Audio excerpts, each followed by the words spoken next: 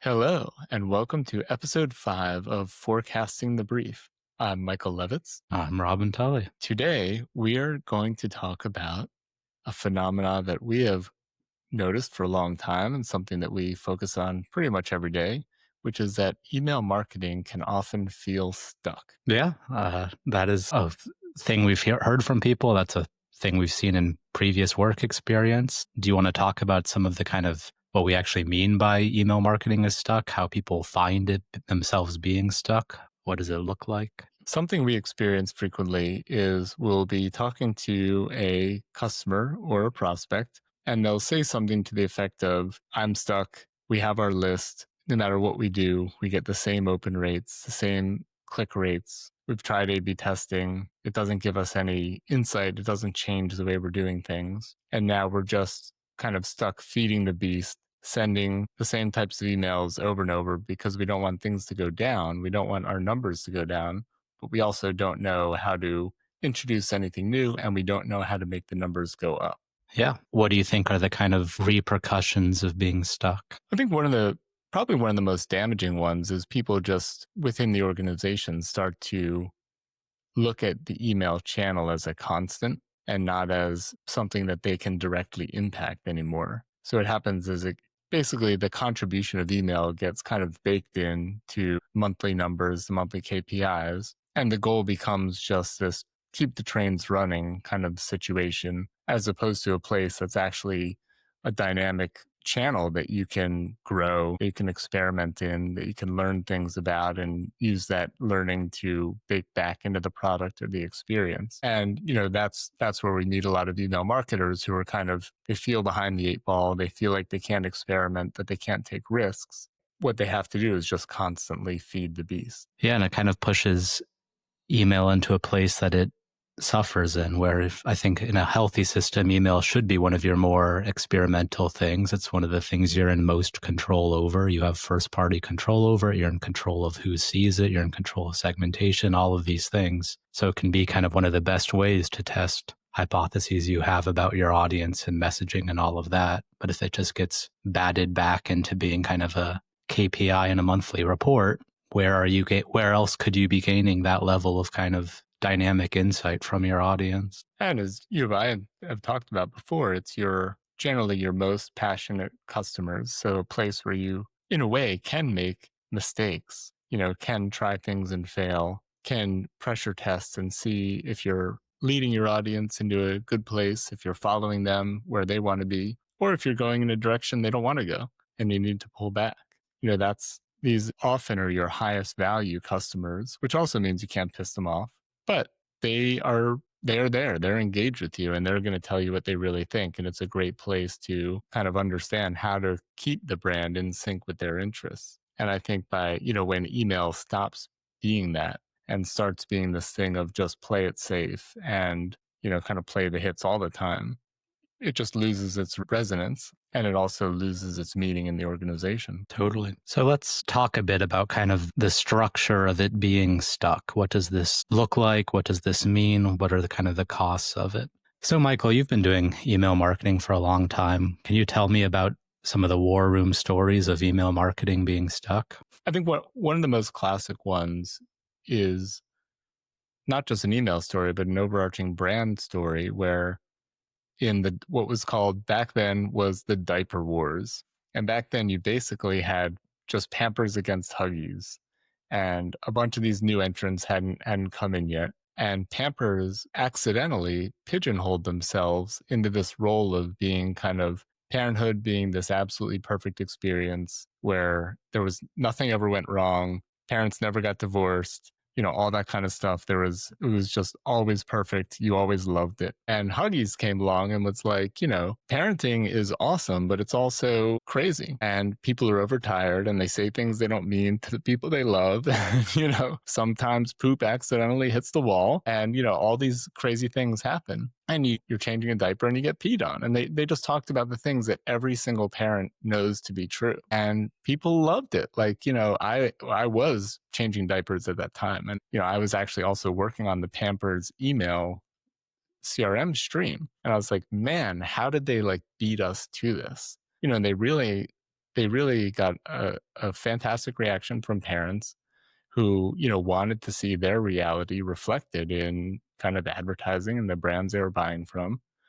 And they stole actual market share. You could see that their percent of share went up directly as they started telling these real stories, and also kind of getting people to tell their parenting stories in social. And I think that was very visceral for me, because here I was participating in the Pampers CRM stream every single day, and we were kind of stuck, playing it really safe, kind of defending brand equity. And Huggies was out there just saying, hey, what are the things nobody's talking about that everybody knows is real? Let's talk about that stuff. Yeah, it's interesting. Well, for one thing, it's fun to think about there being a bad boy of marketing in the diaper wars. But yeah, I mean, I think it's interesting there to hear about like the kind of difference between dynamic campaigns that grow with the audience and try to kind of anticipate what's going on versus just this static brand representation of, don't you know who we are, and we will always be this. But I think for a lot of people receiving marketing, it is kind of nice to see the brand moving, the brand growing. As we mentioned earlier before, with email being such a primary interaction you have with the audience, it is kind of one of the best channels to actually kind of anchor in what your positioning and voice is and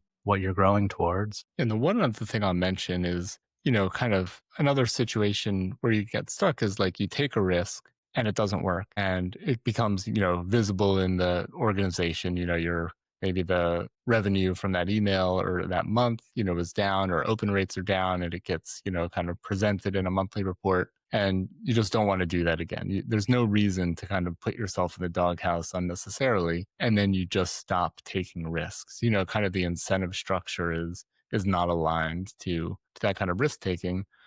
And as a result, you just get in this mode of kind of playing the hits over and over and getting into this, mode of diminishing returns. I think it's interesting to use the word risk there, because if we're talking about email and marketing as this game theory thing of opponents and information and all of this, like you always need to be taking risk. You always need to be taking actions that are intended to have gains over time. So fundamentally, if you are stuck and you are static and you are in a oppositional game with competitors, you can't really anticipate that they will just be static. So sure, there is always risk, but in order to kind of make sure that your boat is floating better than their boats, you do need to have some tolerance of risk. So one thing we wanted to talk about today is, I think everybody working in email knows the feeling of being stuck. It's this feeling of, I send a little bit better email, I send a little bit worse email, I put more time into it, less time into it, and it's basically the same engagement rates. And it starts to feel like there's not a cause and effect. Like I can't move the needle. I have this audience, that's fantastic. They're with me, but I don't directly kind of impact, whether they're engaging with my stuff or not. Can you talk a little bit about how do we unpack from a data science perspective what's really happening when we say stuck? Yeah, well, I think there are just parodies between what we're seeing in that kind of flow of the writing with what we see in data science modeling, where to give kind of a lightning tour of what is modeling in data science, you have some data and you have some parameters that you're in control over, and there's a thing called a loss function that you're trying to optimize for. This is just, if I tweak these parameters and I plug in this data, this number will change. And there's all these other terms of, gradient descent and back propagation and all these other things, but that's kind of a simple explanation of it. And you as the marketer have different things that are in your control. Some of them are a little bit more direct and some of them are a little bit more indirect, but you have the content that you're writing, the kind of topic that you're discussing, the subject line, the visuals of the email, all these different things that you have access to. And you can tweak those a little bit. But one of the things that becomes interesting in like data science is this notion of a local minima.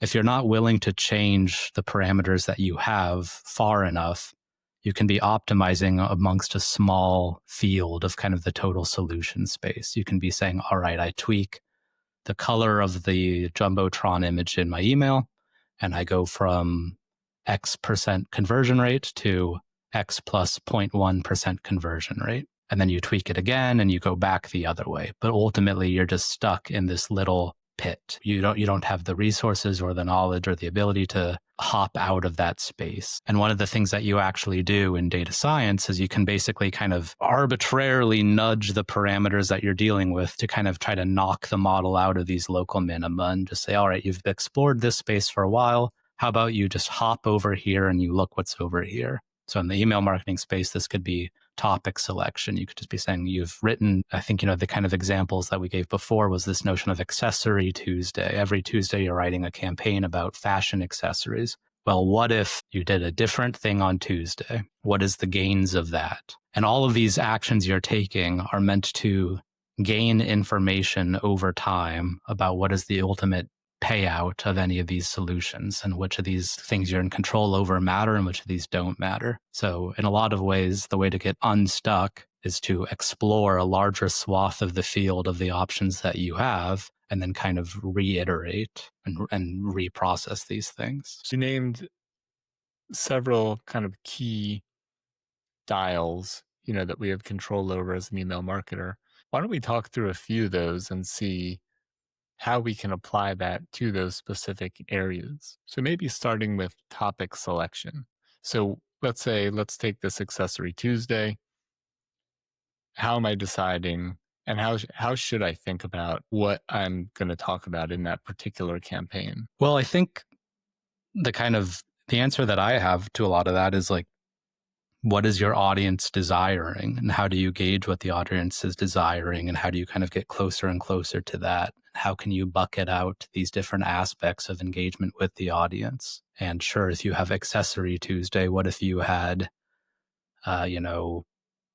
Shoes Tuesday, for whatever example, and how do you get that kind of signal about what these other measures are? So I think a lot of it is just this kind of, can you start reaping from all the signals you have from the audience and trying to figure out which of these are testable and unique and kind of measurably different than what you would have otherwise been doing. And the other thing I think about topic selection specifically that's very interesting is when we're talking about optimization, you have this kind of multi-step process where first you kind of pick a topic and then you pick a copy and then you pick the execution of that. And every one of those steps will kind of impact the final payout of that campaign. And every one of those steps has the kind of compound success and losses of the previous step. So maybe if we have topic A, the total realm of possibility for the success of topic A is 2% and 8%. And if we start talking about, the implementation of topic A into campaign A, well, then we're saying of that subset of 2 to 8%, we can now kind of play in that field. And then if we're talking about layout of the final messaging, we have this ability of, all right, of the kind of compound success or failure rate of the previous step, now we're talking about this. So topics, in my mind, is just one of these very broad things that is ultimately going to be very determinative of what the final success rate of the campaign is. And by exploring different topics, you have a larger realm of gains to be acquired than if you were just tweaking the kind of final step of the system. I think this is one of the things I do not do as an email marketer, and I think a lot of people don't, which is before committing to a specific topic or even committing to a specific kind of execution of that topic, laying out a diverse set of options that could be activated. So you mentioned before having a broader spectrum, not playing within this kind of narrow field of focus. I definitely fall into kind of getting into that narrow field. I know what works, quote unquote. I know what the audience likes, so I'm kind of starting from that, kind of pinhole versus starting by looking at, hey, conditions are changing all the time and there's a lot of stuff I'm not aware of. So I don't first, look at all of Reddit and look at, Google search, trends and all the things that I know I should do, but I just don't have time to do those things. So I start from that narrow set. How can you start by kind of taking in the full breadth of, kind of inputs and then, laying out a larger spectrum of options? Right. So there isn't just some golden rule of, hey, you should spend X amount of time and come up with 30 different topics and they should be of this granularity and you should execute from there. All of this idea that we have of game theory and marketing and thought leadership and all of this is meant to be this iterative, hypothesis-driven process over time. So I wouldn't recommend you just sit there and try to perfect what this first step looks like. I think a lot of it, the word of the day, the word of the era is priors. A lot of this is look at the priors that you have right now, which is just the beliefs that you presently hold about the levers you have for marketing, and try to go one step broader and then go one step broader from that. We can come up with what these different signals are. We can say, all right, social media is a good signal and competitors are a good signal and SEO volume is a good signal. And we're seeing more and more of this.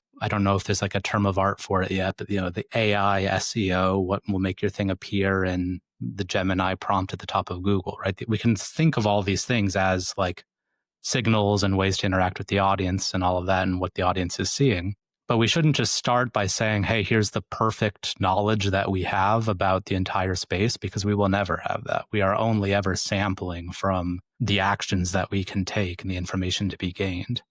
So yeah, there isn't some whole golden rule of you need to do 20 hours of social media research and you need to look at these exact metrics. It really is just what steps can you take now that allow you to acquire information sooner that will then unlock more doors that will then it's just this iterative gains.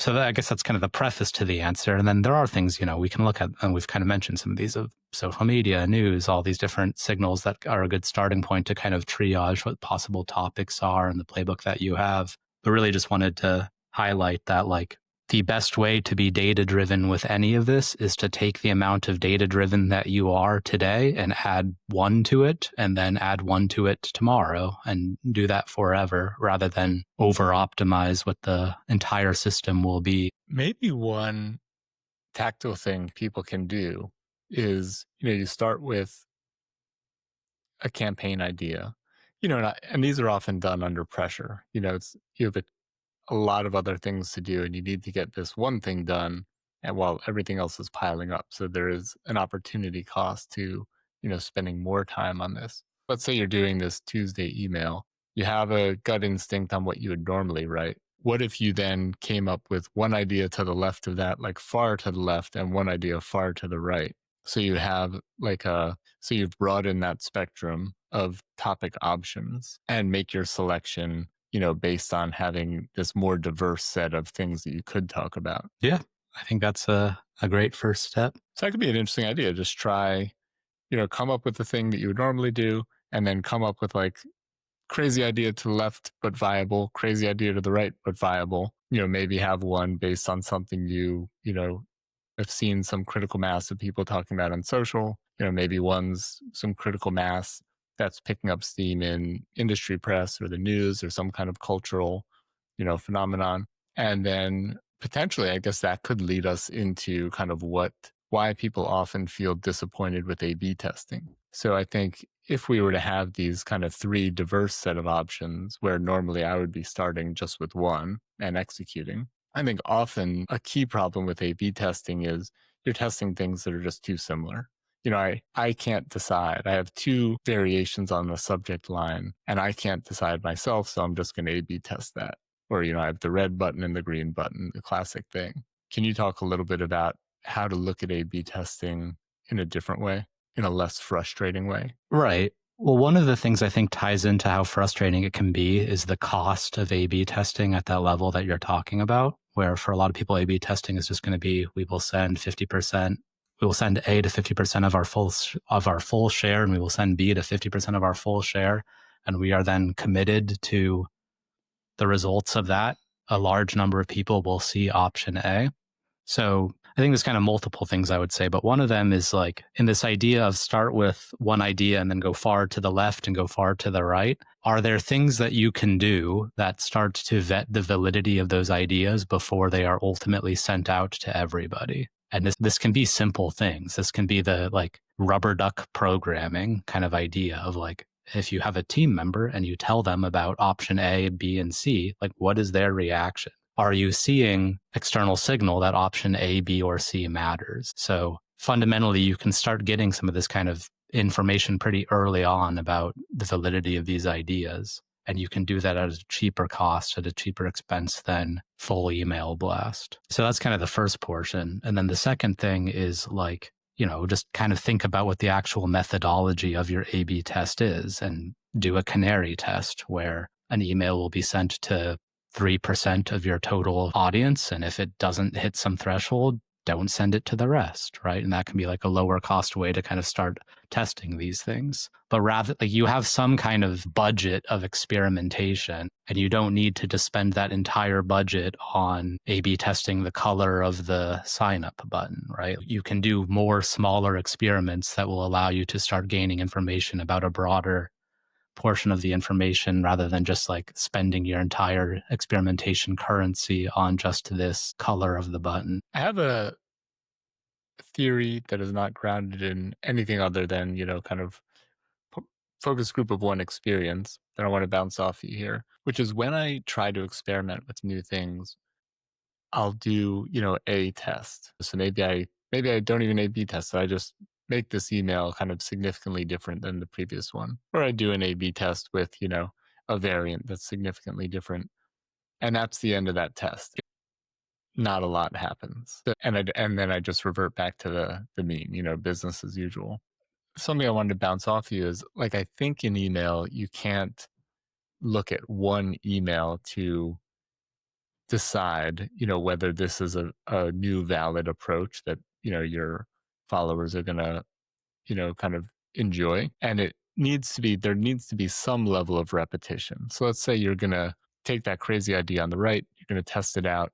Yeah, maybe like you said, you test it out with a small percentage of the audience, but not in just one blast. I'm gonna say it has to be for something like 3 to 4 before you can really tell if it's having an impact, good or bad. What do you think about that? Yeah, I mean, the way I view that kind of thing is just variance of what you're trying to predict. And there's always going to be some amount of uncertainty. And this is like the statistical term is R squared. How much of the total uncertainty of a thing you're predicting is captured by what you're looking at. So, like, you don't know if your audience segment is sick on that day. You don't know if some future news cycle will kind of push people away from the email that day. So, there's a lot of things you don't have control over. And there's a smaller subset of things that you do have control over. And you want to be kind of sampling and learning about what you do have control over. But yeah, it won't be just this finite test where one thing I emailed, I A/B tested the color of the button one time and it had 3% higher open rate. And thus I am always certain that this color of the button is the best, right? This is kind of fundamental to multi-armed bandits, is that you're always learning about the space. You're always kind of re-indexing, recalculating the payout of these things. Once again, I would say you kind of want to come up with like low cost experiments in some sense that kind of keep you engaged in different aspects of the space that you have control over. And you want to keep running new things and you want to keep learning over time. Because, yeah, and it ties in a little bit to what I was saying earlier of like, I think there's this kind of compound loss of emails where like, okay, if I had the, good or bad topic plus good or bad execution plus good or bad styling is ultimately going to kind of be determinative of the success of this email. And if I am learning the A/B tested results of good or bad style, well, it's kind of contextually dependent on the thing also having the good topic and all these other kind of prior elements of the email. So you want to be testing things at the kind of start of those funnels and kind of see how they play out through. But yeah, you don't want to just have this like implicit, like I have learned one thing and and that is a static truth of the world that hex color, blah, blah, blah, blah, blah is the best for my button, Jumbotron button. That's a great point. I think often in email, I am trying to quickly find the answer, like the forever answer. I'm going to test these two things. And now the thing I learned is forever. The button shall always be red. The headline will always be one word. Whatever the thing is, I want to just lock it in and, have that become a constant. So it's interesting to start thinking about A/B testing differently as this kind of always on experimentation layer that's kind of acknowledging that, hey, there's a lot that we don't control that's changing all the time in the variables of whether an email is successful or not. And we need to constantly have our antenna open to that, or else we'll get left behind. Even as we're talking about this, I'm getting a little stressed out because I feel like I'm now making more work for myself that I don't have time for. And I know most email marketers find themselves in a situation of being very strapped for time and behind the eight ball. So when we talk about doing one A B test, I can kind of get myself psyched up to do that. When we're saying, okay, well, now that one isn't enough, you always need to be doing A B testing, or you need to A B test this thing 4 times before you can decide if it's set. Now I'm kind of unplugging. I'm like, I'm not signing up for that. I kind of wanted to know, but maybe now I don't want to know. So this sounds really interesting, but there also are the realities of I'm super busy. How do I kind of embrace these things without killing myself? Well, I think for me, there's two sides of that coin. Number one is I do think some portion of this is automatable. We are working on a platform that will help you determine which topics are testable, and we'll do some of that research for you. So I do think there's like solutions that can help you determine what some of this stuff is without the high cost of having to do all that research yourself. There's kind of always a cost, right? And if you are still stuck in the same playbook that you were doing before, I think you can hit that cost by the blinking cursor problem that we've been talking about, where you might not have the thought that you have the time or effort to do something new. By not having an idea of a new thing to do, you might still just be stuck in the, well, how do I kind of re-implement? How do I do the same previous thing again? So I think you are always kind of paying the cost of experimentation. It's just whether you want to pay the same cost for the same results that you've seen before, or whether you're willing to pay a equivalent amount of cost but learn something new. So there's always a cost to coming up with what the idea for the campaign is. And that cost can be paid by playing out a campaign idea that you've done in the past and having the stress of, how do I write this in a novel way? Is this still contemporary? Is my audience going to be tired of this messaging? The kind of like confidence payment, you will be sitting there staring at the blinking cursor for longer, not knowing how to proceed. Or that cost can be paid a little bit more actively, where you are saying, okay, I'm willing to experiment with something new, and I don't have the blinking cursor problem because I have an idea of a new space that I want to test, and I can just play in that new space and try the new thing. So there's kind of, I think the two sides of this cost are, number one, the pains of just not knowing what to action on, or the excitement of being able to action on something new. So if that cost is being paid either way, I think the payout of testing something new is going to be greater than the payout of just playing into the hypothesis that you already have. After X amount of time on Accessory Tuesday, you have a pretty good prior about what is the conversion rate you'll get from your Accessory Tuesday email. And if that's sufficient for all parties that are relevant, so be it. But I think, for most parties, you want improvement, and you as the marketer can be more motivated if you're trying new things. You're not just stuck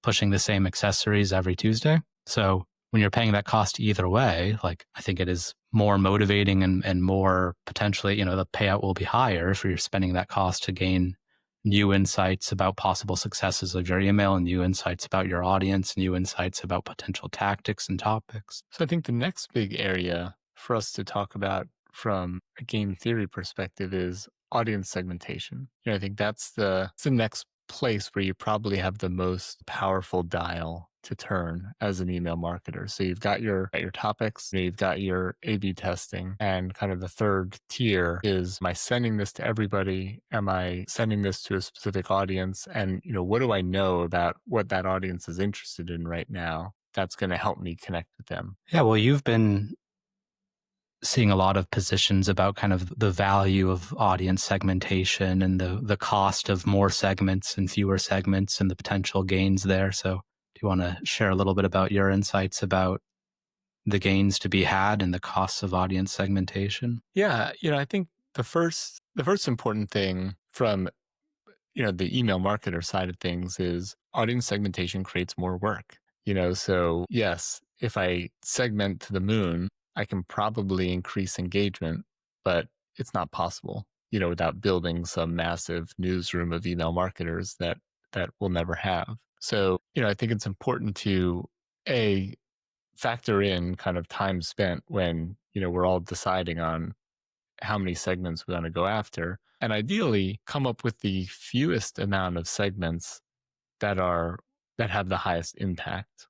I mean, yeah, step one on audience segmentation is keep it as tight as possible so that you have time to do it really well. And then I think kind of step two is this interesting dynamic between some of the behind the scenes mechanics of how email deliverability works, like how your emails actually get to someone's, inbox, promotion tab, etc. So there is a benefit to brands to not always be sending to their full list, and you are rewarded for segmenting. So I think, a lot of brands just do only batch and blast, especially kind of more people that are new to email. You're getting penalized for that. So just by introducing segmented emails, just by that factor alone, all of your whole email program will benefit, and your deliverability will go up, which basically means your engagement rates should see benefits. So that's kind of like a behind the scenes thing that you don't see, but is happening as you segment. And then I think the third piece is you can really start to move the needle. Once you segment, you can find some outsized gains there. And what's interesting is, segments aren't always pure audience segments in the way we, just traditionally think of them, kind of men that are 35 to 40, or, women that are 21 to 25. It can also be things like, people who've, bought 3 things in the last 90 days, people who haven't engaged with you in the last 180 days, et cetera, et cetera. So I think, we recommend kind of having that mix of audience segmentation that's partly based on, let's say demographics, and partly based on behavior. I think the behavior segmentation is very interesting because it is first party stuff that you conclusively know and that you can test and that people can kind of cleanly fall into those buckets. I think the demographic stuff and all of these things, yeah, I mean, you can do it, but there is an increased cost, I would say, always of doing that. It is hard to solve some of these problems. It is hard, like named entity reconciliation of just, is this John Smith the same as that John Smith? And what do I know about these John Smiths? Is just kind of an unsolved problem. It is a hard thing to do. And maybe you have some identifier about this person and you can send this to some third-party service and get some of this kind of contextualizing information about this person, but that is hard too. How much do you trust to the service to know that, this IP address is John Smith with these demographic traits? It's useful to think of that stuff as like signals and testable hypotheses and elements that play into this whole decision chain that we're talking about.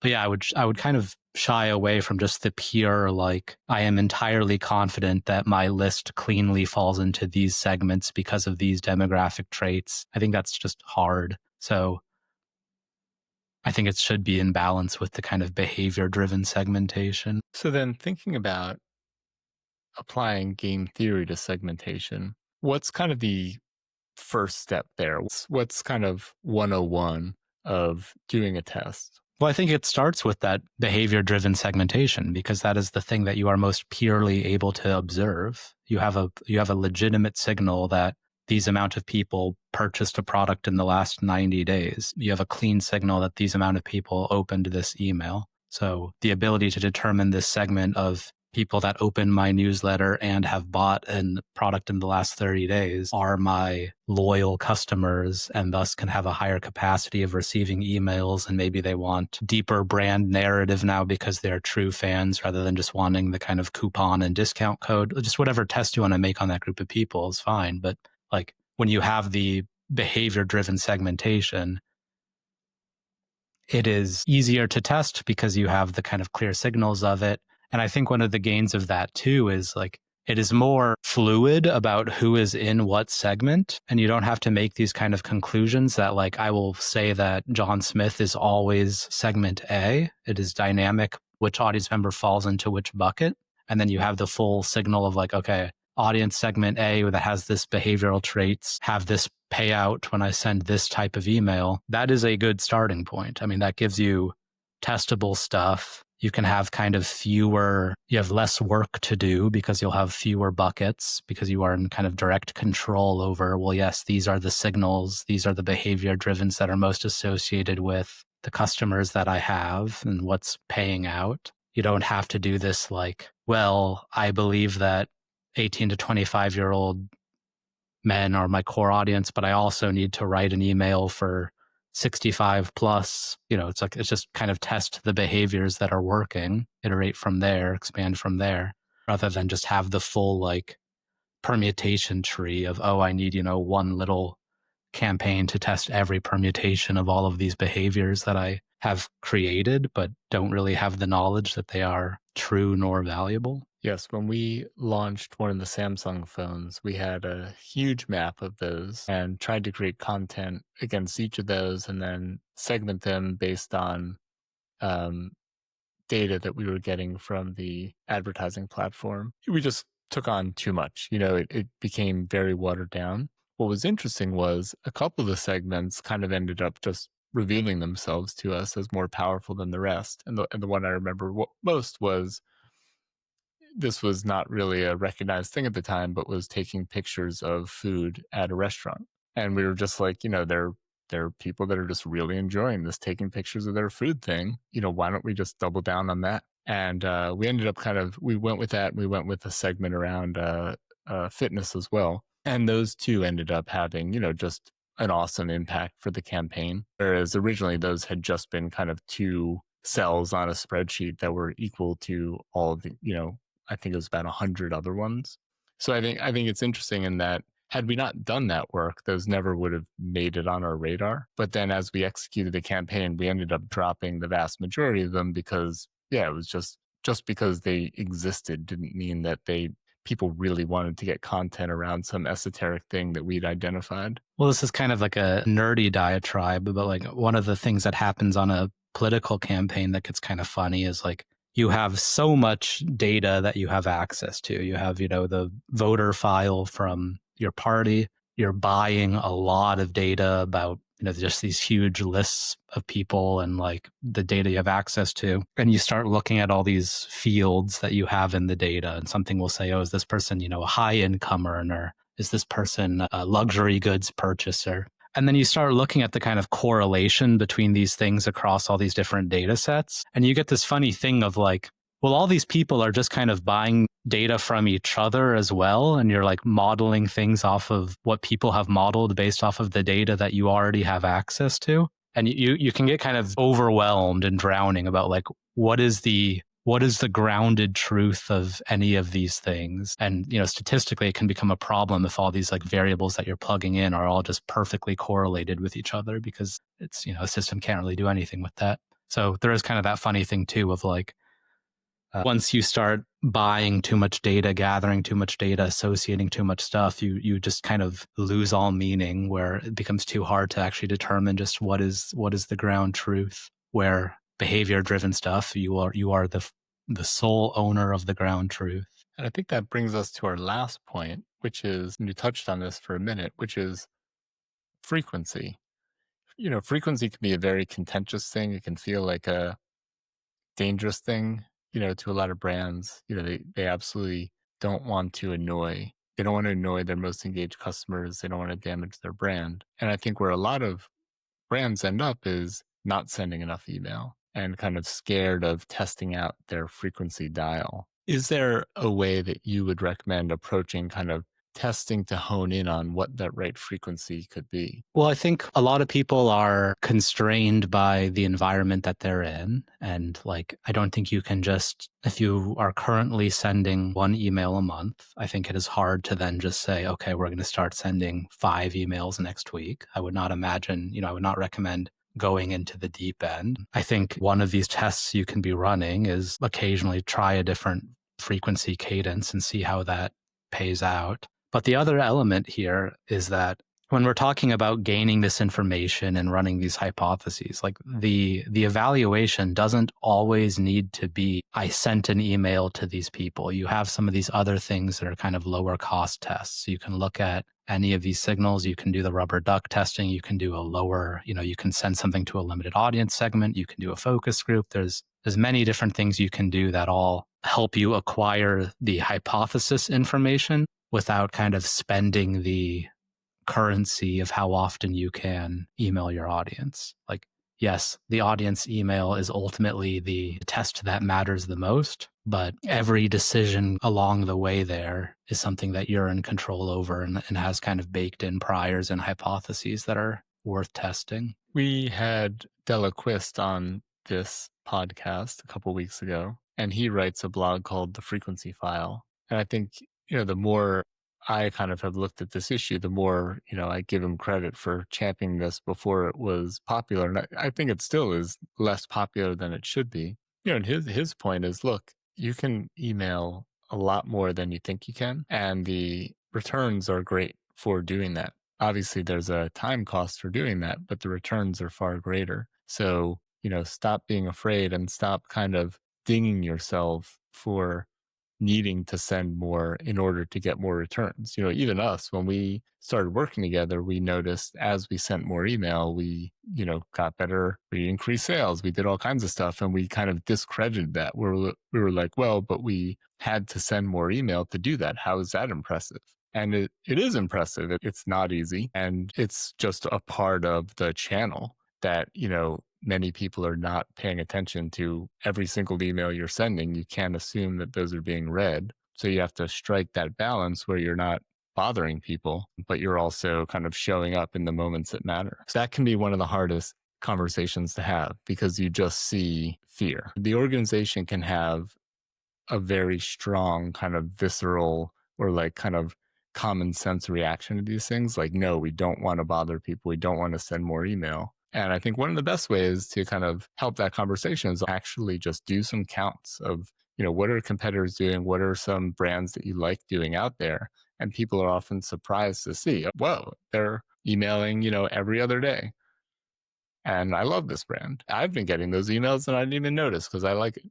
All right. So, in conclusion, email can often feel stuck. And what we're advocating here is shake it up a bit, get unstuck by basically looking at a much wider set of possibilities and giving yourselves the kind of freedom to test some of those. And I think, Robin, you made a great point of not every test needs to be an email. I hadn't even thought about that. I'm just so kind of hammer with a nail.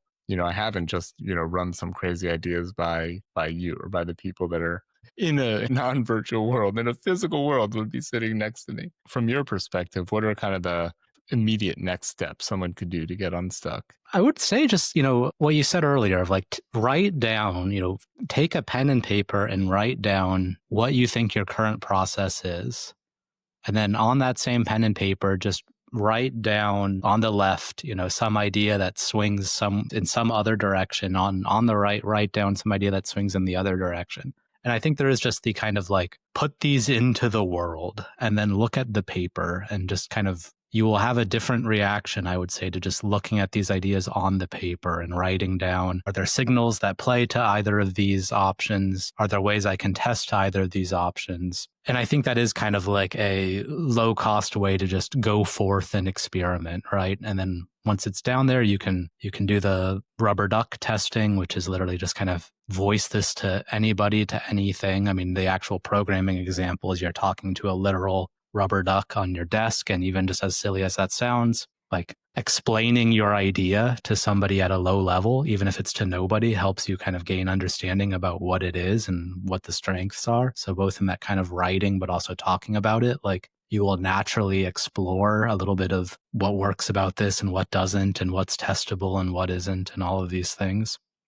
So yeah, like, I mean, I guess just push these ideas into the world, push them into the world in kind of a somewhat like low stakes way. And then, once some of these things start kind of appearing as being more plausible than the others, increase the rigor of the test that you're doing. And if you've written this down and it sounds good to you and you've talked to your coworker and it sounds good to them, well, try to get the approval to send it to a limited segment of your audience and send it to an audience segment that is apt to be able to test it, and maybe something that, the group of people that are least likely to churn or whatever it is, right? Like just kind of this incremental testing of what will gain more and more information over time at the incrementally cheapest cost. And I think the last note is if a test fails, keep testing. Don't just do what I've done, which is, okay, I'm just going back to what I know works because I don't have time for this or I don't want to make myself look bad.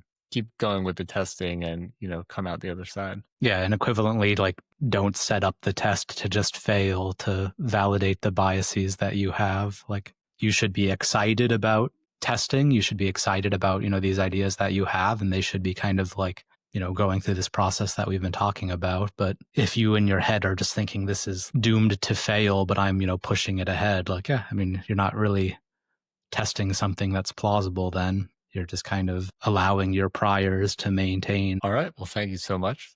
This has been a great conversation, and we will see everyone next week. Thank you.